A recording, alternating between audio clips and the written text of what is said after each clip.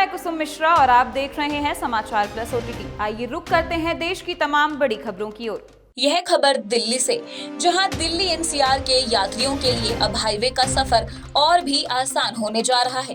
केंद्रीय सड़क परिवहन एवं राजमार्ग मंत्री नितिन गडकरी ने मुंडका बकरवाला टोल प्लाजा से मल्टी लेन फ्री फ्लो यानी MLFF सिस्टम की औपचारिक शुरुआत कर दी है।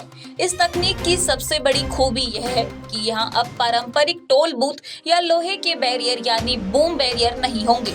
वाहन चालक अब बिना अपनी रफ्तार कम किए टोल प्लाजा को पार कर सकते हैं। सिस्टम में लगे अत्याधुनिक रडार, लिडार और हाई रिजोल्यूशन कैमरे वाहन के गुजरते ही उसके फास्टैग को स्कैन कर लेंगे और टोल की राशि अपने आप कट जाएगी। यह नया सिस्टम न केवल जाम की समस्या को खत्म करेगा बल्कि ईंधन और समय की भी भारी बचत करेगा। NHAI के अनुसार अगर किसी वाहन के फास्टैग में बैलेंस कम है या टैग काम नहीं कर रहा तो उसे तुरंत एक ई-नोटिस भेजा जाएगा। वाहन मालिक के पास इस भुगतान को करने के लिए 72 घंटे का समय होगा। यदि इस समय सीमा के भीतर भुगतान नहीं किया जाता है तो टोल की राशि दुगनी कर दी जाएगी। इसके अलावा बार बार नियम तोड़ने वालों को ब्लैकलिस्ट किया जा सकता है, जिससे वाहन के फिटनेस सर्टिफिकेट और मालिकाना हक के ट्रांसफर जैसे जरूरी कामों में रुकावट आ सकती है।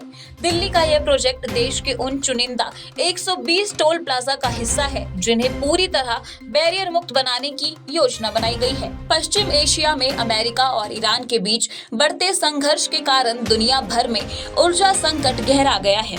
इस स्थिति की गंभीरता को देखते हुए प्रधानमंत्री नरेंद्र मोदी ने देशवासियों से एक भावुक और रणनीतिक अपील की है। पीएम ने कहा कि भारत अपनी जरूरत का अधिकांश तेल आयात करता है और वैश्विक स्तर पर कीमतें आसमान छू रही हैं, जिससे देश के विदेशी मुद्रा भंडार पर भारी दबाव पड़ रहा है। उन्होंने नागरिकों से आग्रह किया कि वे पेट्रोल और डीजल का उपयोग केवल बहुत जरूरी होने पर ही करें और सार्वजनिक परिवहन जैसे मेट्रो या कारपूलिंग को प्राथमिकता दें।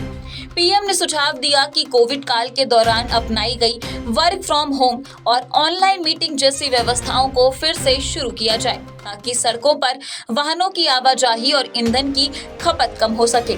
ईंधन के अलावा प्रधानमंत्री ने देश की आर्थिक सेहत को सुधारने के लिए लोगों से अगले 1 साल तक सोना न खरीदने और विदेशों में डेस्टिनेशन वेडिंग्स या छुट्टियां मनाने के चलन को सीमित करने को कहा है।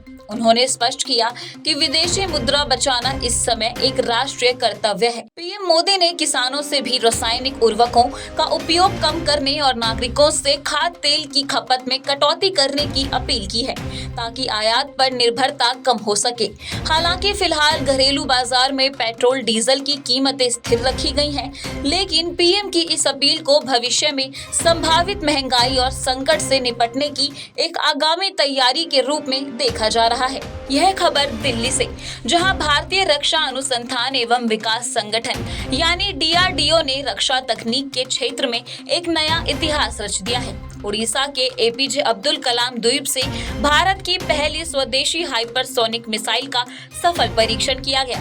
यह मिसाइल आवाज की गति से कम 5 गुना अधिक की रफ्तार से उड़ान भरने में सक्षम है, जिससे यह दुनिया के किसी भी आधुनिक एयर डिफेंस सिस्टम और रडार को चकमा देकर दुश्मन के ठिकाने को तबाह कर सकती है। इस परीक्षण के दौरान मिसाइल ने बेहद जटिल युद्धाभ्यास करते हुए अपने लक्ष्य को पूरी सटीकता से भेदा, जो भारत की उन्नत इंजीनियरिंग का प्रमाण है। इस सफलता के साथ ही भारत अब अमेरिका, रूस और चीन जैसे उन चुनिंदा देशों के एलीट क्लब में शामिल हो गया है जिनके पास हाइपरसोनिक मारक क्षमता मौजूद है।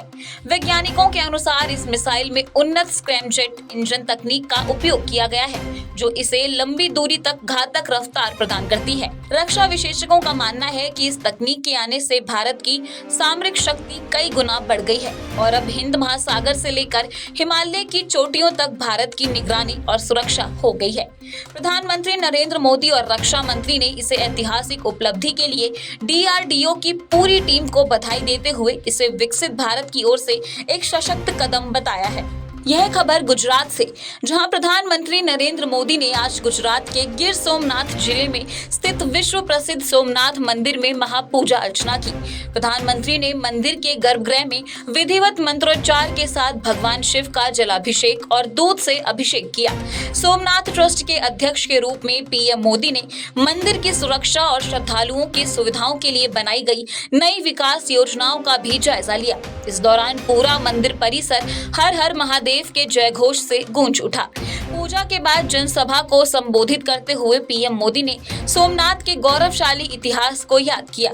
उन्होंने कहा कि सोमनाथ का मंदिर इस बात का गवाह है कि विनाशकारी शक्तियां आस्था को कभी कुचल नहीं सकती। पीएम ने देश में अत्याधुनिक पर्यटन को बढ़ावा देने पर जोर देते हुए कहा कि अयोध्या से लेकर सोमनाथ तक भारत अपनी विरासत को सहेजते हुए आधुनिकता की ओर बढ़ रहा है। पीएम की इस यात्रा को आगामी चुनाव और देश में सांस्कृतिक राष्ट्रवाद को मजबूत करने के संकेत के रूप में भी देखा जा रहा है। यह खबर पश्चिम बंगाल से, जहां राजनीति में एक नए युग का आगाज करते हुए मुख्यमंत्री शुभेंदु अधिकारी ने पदभार संभालते ही एक्शन शुरू कर दिया है। पहली कैबिनेट मीटिंग में 6 बड़े फैसले लिए गए। पहले फैसले में आयुष्मान भारत का हुआ शंखनाद, जिसमें ममता सरकार के समय जिस आयुष्मान भारत योजना को बंगाल में रोका गया था, उसे शुभेंदु कैबिनेट ने पहली ही बैठक में हरी झंडी दे दी है। अब बंगाल के करोड़ों परिवार सालाना 5 लाख रुपए तक का मुफ्त स्वास्थ्य बीमा पा सकेंगे। दूसरे फैसले में बीएसएफ को जमीन का आवंटन किया गया, जिसमें सीमा सुरक्षा को प्राथमिकता देते हुए सरकार ने भारत बांग्लादेश सीमा पर फेंसिंग यानी बाड़ लगाने के लिए लंबित जमीन को 45 दिनों के भीतर बीएसएफ को सौंपने का आदेश दिया है। यह कदम घुसपैठ और तस्करी रोकने के लिए उठाया गया। तीसरे फैसले में सरकारी नौकरियों में उम्मीदवारों की उम्र की छूट दी गई, जिसमें युवाओं को बड़ी राहत देते हुए सरकार ने सरकारी नौकरियों के लिए आवेदन करने वाले उम्मीदवारों को 5 साल की अतिरिक्त आयु सीमा का छूट देने का निर्णय लिया है। चौथे फैसले में हिंसा पीड़ितों को सामाजिक सुरक्षा मिलेगी, जिसमें चुनाव के दौरान या राजनीतिक हिंसा से प्रभावित परिवारों को राज्य सरकार अब आर्थिक और सामाजिक सुरक्षा प्रदान करेगी। इसके लिए कैबिनेट ने विशेष फंड और सहायता नीति को भी मंजूरी दे दी है। पांचवें फैसले में केंद्रीय योजनाओं का हुआ एकीकरण, जिसमें आयुष्मान भारत के साथ साथ पीएम फसल बीमा योजना, बेटी बचाओ बेटी पढ़ाओ और पीएम उज्ज्वला योजना जैसे प्रमुख केंद्रीय योजनाओं को अब बंगाल में पूरी तरह से लागू किया जाएगा। छठे फैसले में नए कानून और प्रशासनिक सुधार हुए, जिसमें बंगाल में अब पुराने ब्रिटिश कालीन कानूनों की जगह केंद्र के नए कानून, भारतीय न्याय संहिता आदि प्रभावी होंगे। साथ ही आईएएस और आईपीएस अधिकारियों को प्रशिक्षण के लिए केंद्र भेजने का भी फैसला लिया गया है। देश की ऐसी ही तमाम बड़ी खबरें जानने और देखने के लिए हमारे साथ बने रहिए और देखते रहिए समाचार प्लस OTT।